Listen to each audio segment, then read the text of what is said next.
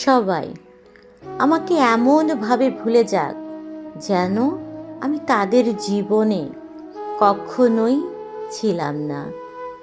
নিজেকে এমনভাবে সবার থেকে সরিয়ে নেব যেন আমার অভিমানও কাউকে স্পর্শ না করে। নিজেকে এমনভাবে সবার থেকে সরিয়ে নেব যেন আমার অভিমানও কারো গায়ে না লাগে।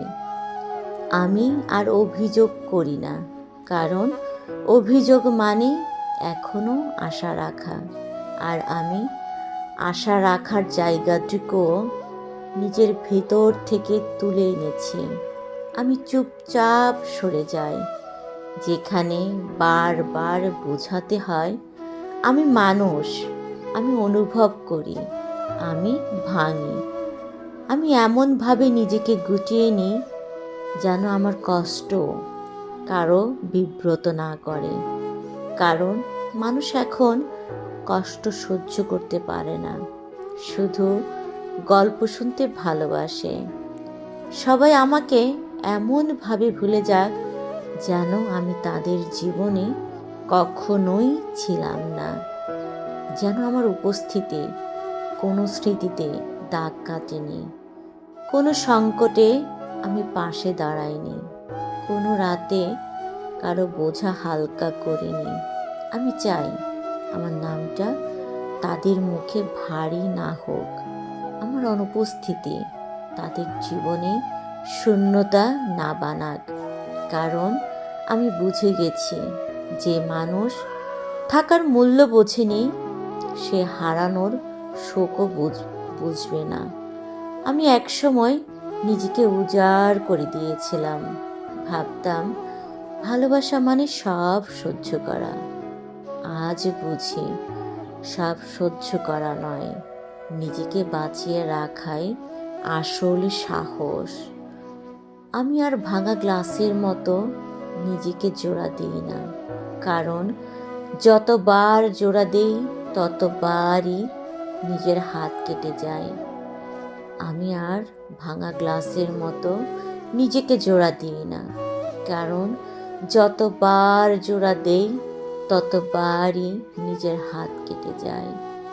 আমি আর কারো প্রয়োজন হয়ে বাঁচতে চাই না, কারো ফাঁকা সময়ের সঙ্গী, কারো সুবিধার ঠিকানা, কারো রাগের ডাস্টবিন। এইসব পরিচয় আমি ছিঁড়ে ফেলেছি। এখন আমি নিজের কাছে থাকি, নিজের ক্লান্তি শুনি, নিজের কান্নাকে নিজেই জড়িয়ে ধরি।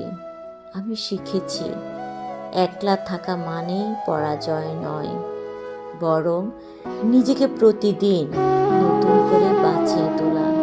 আমার আত্মমর্যাদা আজ আর কারো হাতে নেই, কারো কথায় আমি আর ছোট হই না, কারো নীরবতায় আমি অদৃশ্য হয়ে যাই না।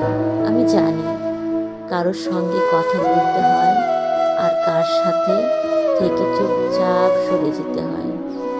আমি আজ আত্মমর্যাদাশীল, মানে আমি কঠিন নই, আমি সহজলভ্যও নই, আমি নরম, কিন্তু ভাঙার অধিকার কারণে। আমি একা বাঁচতে শিখেছি, কারণ ভিড়ের মধ্যেও আমি একাই ছিলাম। আমি একা হাঁটতে শিখেছি, কারণ পাশে থাকা মানুষগুলো আমাকে কখনোই ধরে রাখেনি। যারা আমাকে ভুল ভাবে ভাবুক, যারা ভাববে আমি কখনোই ছিলাম না ভাবুক, কারণ আমি জানি আমি ছিলাম, আমি দিয়েছি, আমি সহ্য করেছি। আজ আমি নিজেকে বাঁচিয়েছি। এই একা থাকা অভিশাপ নয়, এটা আমার আত্মরক্ষা। তাই আমি নিজেকে এমনভাবে সবার থেকে সরিয়ে নিয়েছি যেন আমার অভিমানও আর কাউকে স্পর্শ না করে। আর এই নীরব দূরত্বে আমি শিখেছি আত্মমর্যাদা নিয়ে একা বেঁচে থাকা সবচেয়ে শক্ত, সবচেয়ে পবিত্র একটা জীবন। কারণ একাই বাঁচতে শিখেছি, নিজের আত্মমর্যাদা কাঁধে তুলে, নিজের নিজের আত্মমর্যাদা